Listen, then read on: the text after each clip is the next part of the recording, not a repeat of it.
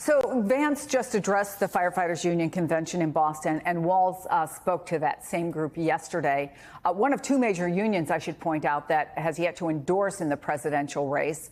Talk about the difference both in their message and in the reception.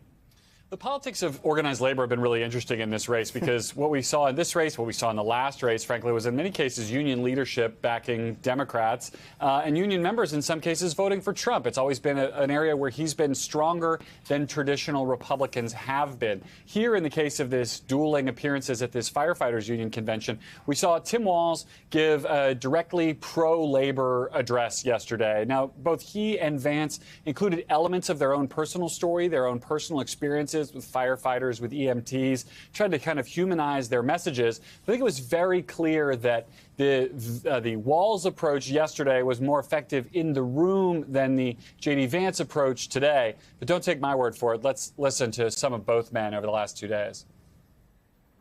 President Trump and I are proud to be the most pro-worker Republican ticket in history. And I want to talk about why we're fighting for working people, why we're going to fight for unions and non-union alike.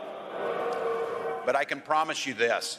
When Vice President Harris and I win this election, we'll have your back just like you've had ours this entire time.